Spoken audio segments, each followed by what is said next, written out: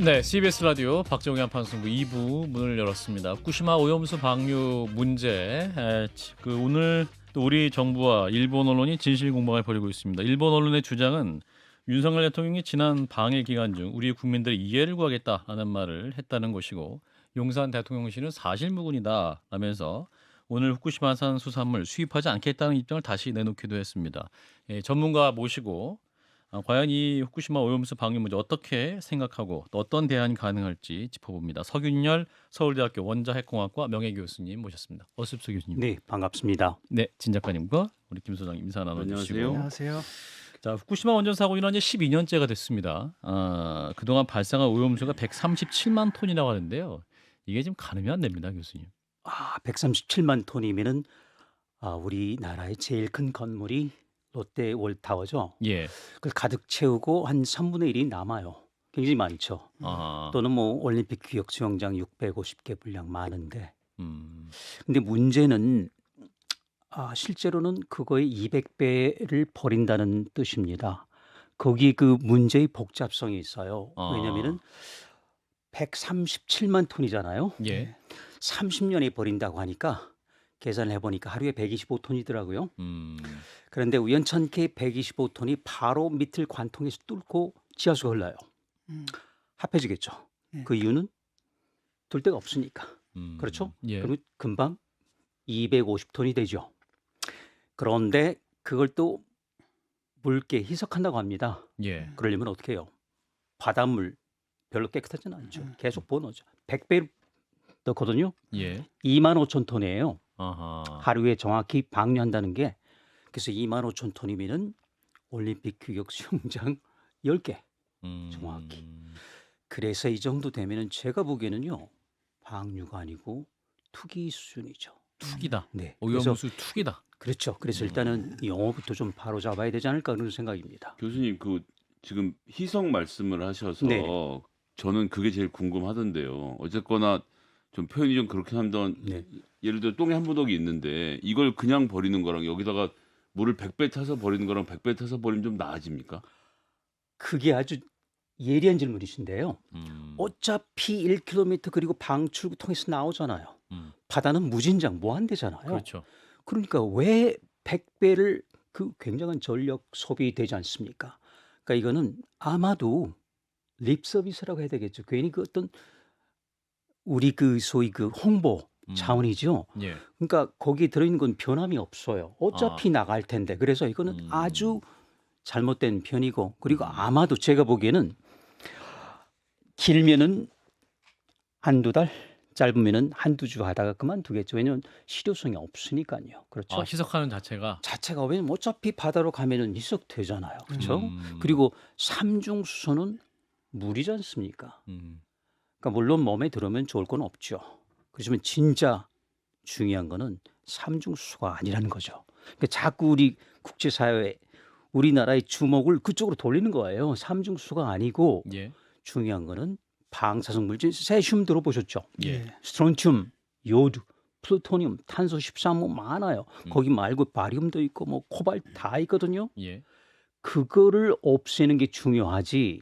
삼중수소는 어차피 못 없애거든요. 왜냐하면 처음부터 설계를 잘못해가지고. 삼중수소라는 게 어떤 겁니까? 그러니까 방사성 물질을 말씀하는 그렇죠. 거죠. 왜냐하면 예. 보통 우리 그 물에는 수소잖아요. 예.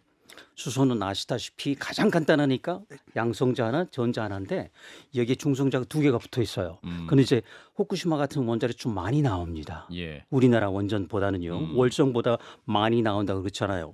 후쿠시마에서 많이 나왔거든요. 그러니까 물이에요. 물인데 조금 무거운 물이다. 3배 더 무겁다. 그렇게 생각하시면 돼요. 조금 무거운 물.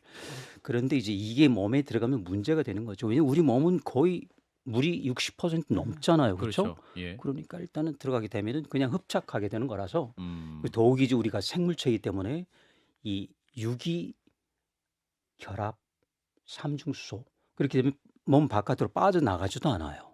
어떤 부작용이 빠져나가면 있습니까?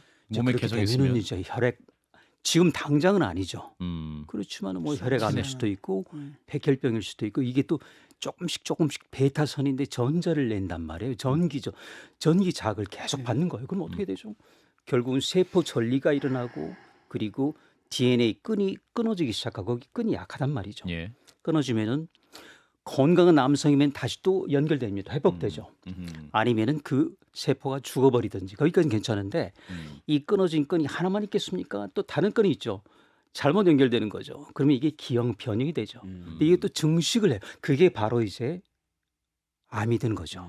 그래서 우리가 당장은 아니지만 5년, 10년 있다가 그때는 뭐 저기 대통령도 다 그만두셨고 원자력 학회장 다 그만두.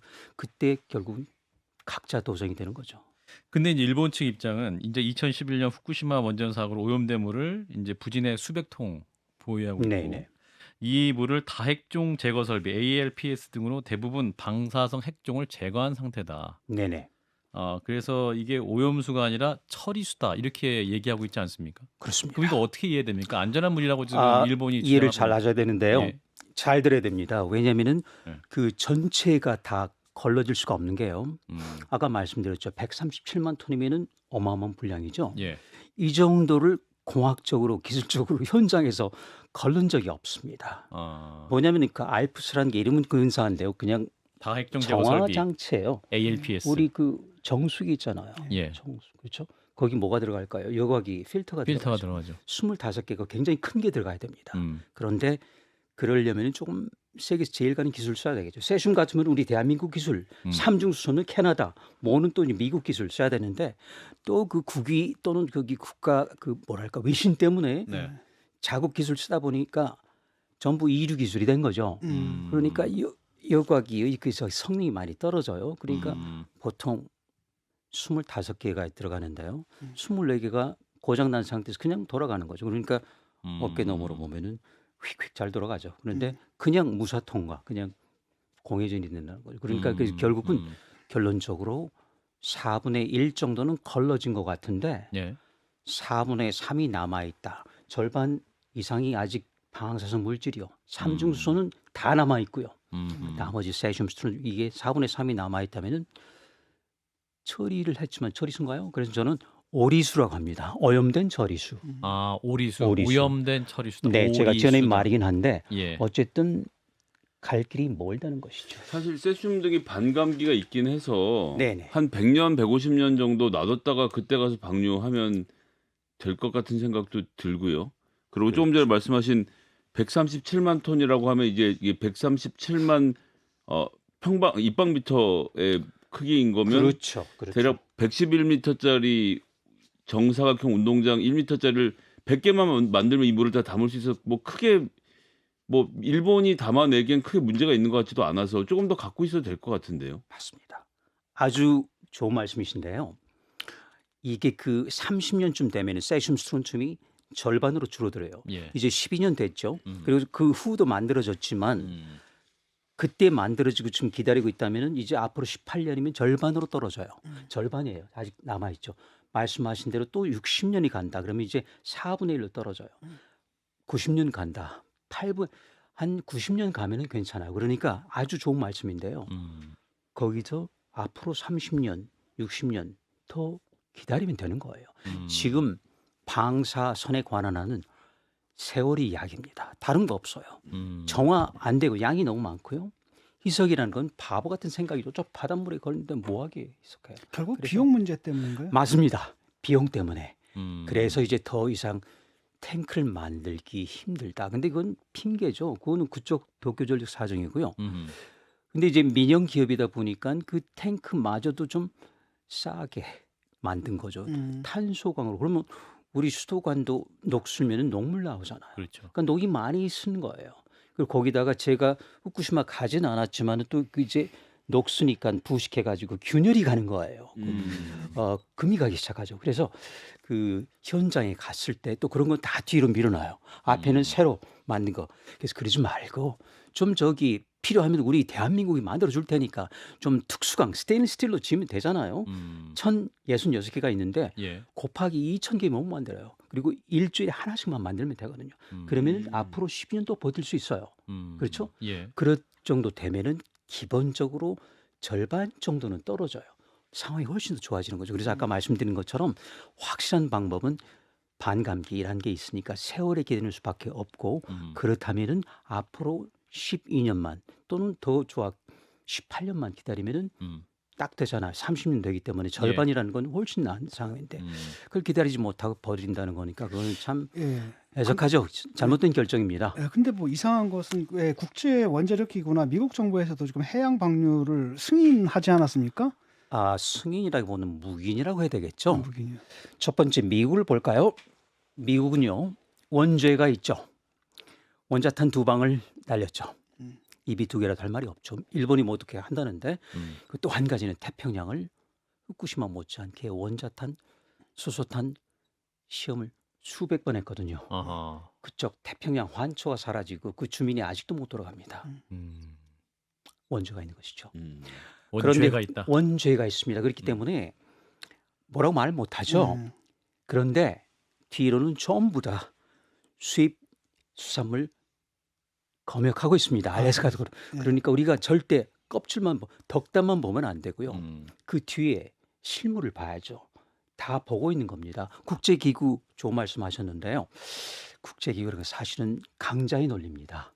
분담금을 누가 많이 내느냐? 미국, 일본 하면은 3분의 1이 넘어요. 분담금이요. 예. 거기다가 사고 당시부터 4년 전까지 순직할 때까지 유키야 아마노 동경 법대 법학 교수가 사무총장이었습니다. 사고 당시부터 차곡차곡 해양 방류를 위해서 홍보하고 연구하고 자료를 축적하고 그게 오늘에 온 겁니다. 갑자기 버린다는 게 아니고요. 그동안 우리는 숙제를 안 했기 때문에 그냥 무방비 상태가 된 거죠. 근데 오염수가 이제 교수님 말씀 들어보면 좀 정해진 양입니까? 계속 발생하는 게 아닙니까? 재처리하게 되면 계속 나오는 거 아닌가요? 계속 나옵니다. 예. 지하수도 나오고요. 예. 일본 정부하고 도쿄전력이 속이는 또 하나. 앞으로 원자로 거기 다 깨져 있잖아요. 예. 해결로 녹았고. 그럼 어떻게 해요? 씻어야죠. 제염 해체라는 게 있거든요. 예. 그걸 하면 진짜 독한 물질들이 나오는데 앞으로 더 나올 수 있다. 그렇죠. 그보다 더 독한 물질이 지금은 거기 쌓여 있거든요. 체르노빌에서는 그 콘크리트 봉해버렸어요. 예. 아예. 근데 여기서는 안 했잖아요. 그러니까 이게 다 노출된 상태에서 이제 그거를 앞으로 하겠다는 건데 거기에 대한 이런 방구도 없지 않습니까? 그러니까 아마도 이제 방류하게 되면 살짝이 같이 얹어서 버리겠죠. 그게 아주 무서운 대목이고 그래서 아까 말씀드린 것처럼 137만 톤 곱하기 200을 하는 게 맞습니다. 왜냐하면 첫 희석되기 번째 때문에. 하루에 2배 그리고 100배로 희석하니까 그러면 2억 7천만 톤 하면 롯데월타워가 137개.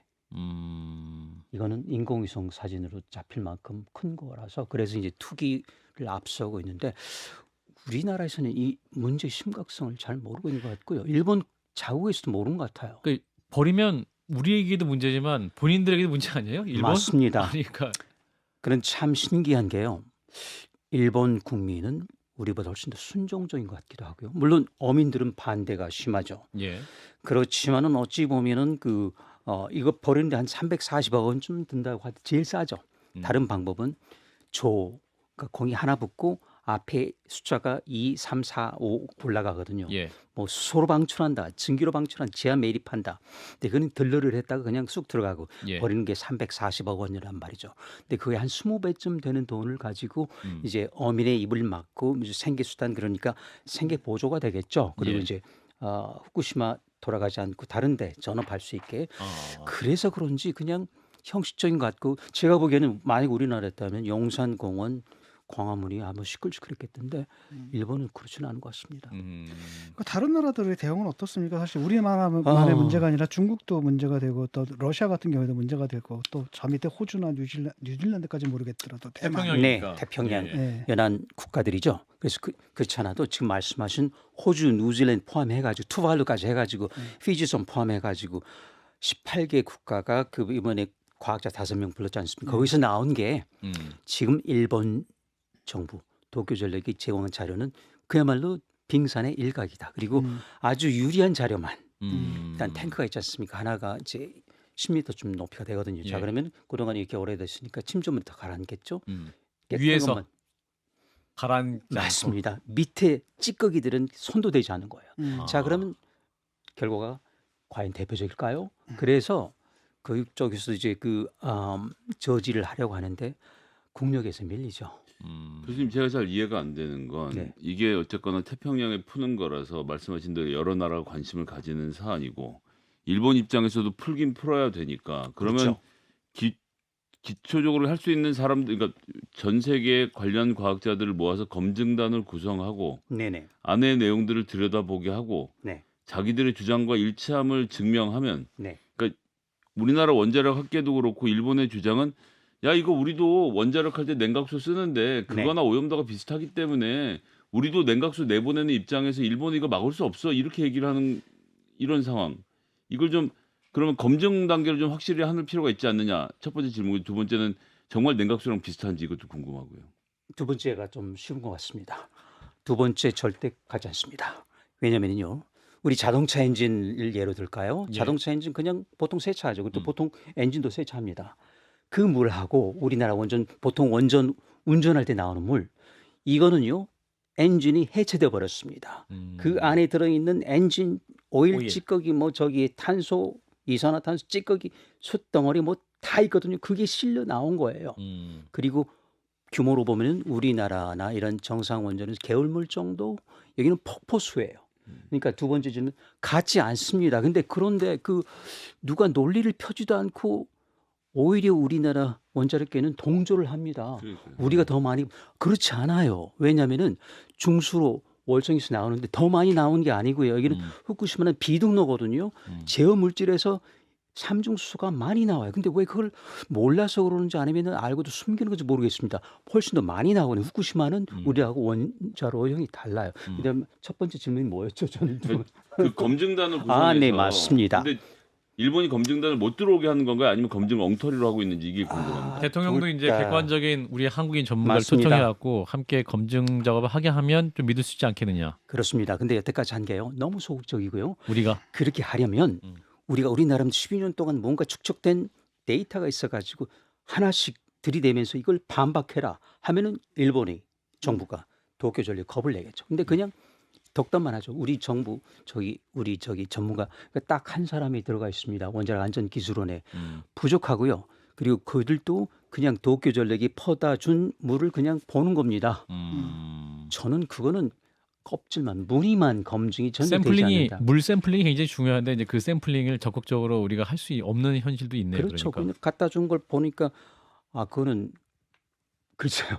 누가 그 밑에 찌꺼기까지 주겠습니까? 그래서 제가 드린 말씀은 그게 아니고 장화 신고 들어가서 해주류를 걷어내고 멍게도 걷어내고 갑각류 걷어내고 우리 전부요. 그렇죠? 아. 저울이 걷어내고 그 생체에 쌓여 있는 것까지 진흙덩이 있는 것까지 가져와야지 우리가 진실을 파악할 수 있다는 거예요. 그냥 그들이 떨어주는 깨끗한 물, 뭐 관방장관이 나와서 마셔도 된다는 그 물은 필요가 없다는 겁니다. 그래서 이번에 그 태평양 연안 국가들이 고용한 5 과학자들이 한 게 그거지 않습니까? 엉터리다, 부분적이고 일관적이지도 않고 이거 가지고는 전체를 볼 수가 없다. 그리고 기껏해 1%도 안 되는 거란 말이에요. 137만 톤인데 기껏해야 10,000톤도 안 되거든요. 예. 몇백 톤이에요. 1%가 안 되는 거예요. 그걸 가지고 어떻게 전체 산을 볼 수 있을까요? 전체 빙산을 아니죠. 일각밖에 안 돼서. 그래서 그런 점에서는 우리도 그 소홀히 했던 게 잘못인데 우리가 그걸 후회한다고 뭐가 되지 않으니까 지금이라도 우리가 해서 당분간 일단 이게 모든 게 해결될 때까지는 멈춰라. 적어도 방류, 중지, 임시, 구제, 방을 제소하는 거죠. 예. 가처분 신청 일주일이면 된다고 해요. 아하. 그런데 문제는 우리 대통령 의지가 없는 것 같아요. 예를 들어서 일본 정부를 설득하는 게 아니고 예를 들어서 이게 만약에 사실이라면 국민을 설득하려고 국민을 설득하겠다 시간을 들여서라도 그러면 게임 다 끝난 이미 거죠. 정해진 것 같고 이해를 검증 구하겠다, 전문가를 뭐 이런 초청해서 참여시키는 거 이런 것도 사실 알리바이를 쌓겠다는 의도 이상으로는 안 들리거든요. 예. 그래서 지금 우리가 기댈 때는 아무것도 없어서 참 안타깝습니다. 저도 그 전문가 한 사람으로서 그리고 또 제 주변에 이런 전문가가 없습니다. 저는 사실은 왕따가 돼 있다시피 하거든요. 왜냐하면 원자력 어떤 학계에서 그렇죠. 왜냐하면 깨끗하다는데 거기서는 근데 저는 합리적인 의심을 하는 거죠. 왜냐하면 자 4분의 3 이상이 나왔다고 하는데 어떻게 그게 전체가 다 없어졌다고 그대로 믿고 그냥 삼중수소만 보느냐. 저는 그게 아니고 남아있는 4분의 3도 굉장히 중요하다. 그걸 볼 때까지 우리 눈으로 확인할 때까지 그리고 그 흑백 TV 말고 잡티까지 볼 수 있는 그 총천연에서 초고화질 LED TV로 볼 때까지는 미뤄야 된다. 또는 아까 말씀드렸잖아요. 일주일에 하나씩 탱크 만들어 주겠다 우리가 우리 한국에서 한일 협력 차원에서 그렇죠. 아, 예. 그리고 거기 옆에다 귀환 곤란구역 굳이 주민 다시 집어넣지 말고 국유화한 다음에 석촌호수 좀 만들면 650만 톤이란 말이에요. 앞으로 90년 버틸 수 있어요. 정확히는 120년 버틸 수 아, 있습니다. 석촌호수 하나만 파도요. 네. 왜 그게 그렇게 어려워요? 그거 우리나라 저기 일꾼 보내면은 금방 할걸요. 몇 천억은 들겠지만 저는 돈이 문제가 아니고 그렇잖아요. 세계 시민 안전 그리고 우리 저녁 밥상 안전이 그리고 국민 건강이 더 중요하다고 봅니다. 그 경비보다는요. 그래서 예. 저는 그런 차원에서 이번에 그 대통령 좋은 말씀하셨는데 한일 협력에 또 그 앞으로 관계 개선의 첫 번째 사업으로 이걸 해도 좋겠다. 대신 우리가 막아주겠다. 저장용 탱크를 더 만들어주거나 네. 인공 호수를 네. 만들어서 우리 정말 잘 만들 수 있습니다. 아하. 아닙니까? 예, 잘 건설을 잘하죠. 네. 예, 빠르게. 석촌호수 보세요. 예. 그리고 저기 한번 기념비적으로 하나 후쿠시마에서 만들고 물이 깨끗하다면 농업용수, 공업용수, 특산 맥주, 수산공원 승화시키는 거죠. 그러면 저기 국제사회에 대한 사죄도 되는 것이고 저는 그게 바른 길이라고 봅니다. 오염수 방류를 위한 그냥 인공 호수 하나 파줘라 그냥. 예. 그럼 문제 해결되는 겁니다. 그렇군요.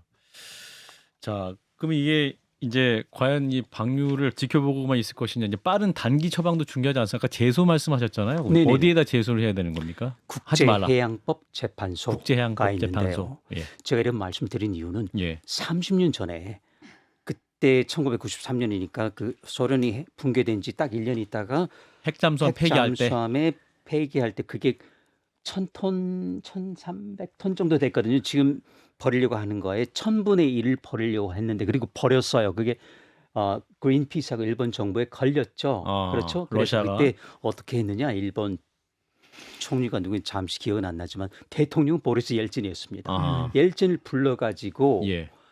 버리지 못하게 그리고 법에 허점이 있다. 국제해양법을 뜯어 고쳤어요. 그래가지고 다시는 버리지 못하게 한 일본이 오늘 거울 앞에 섰는데 우리 한국 정부는 그냥 수수방관. 저는 이거는 아니라고 봅니다. 아니지 않습니까? 예. 네, 그래서 정부 차원에서 해야지 저 같은 사람이 또는 환경 시민단체가 이거는 효력이 없어. 그러니까 단기적으로 일단 막을 수 있답니다. 가처분 신청이 된대요.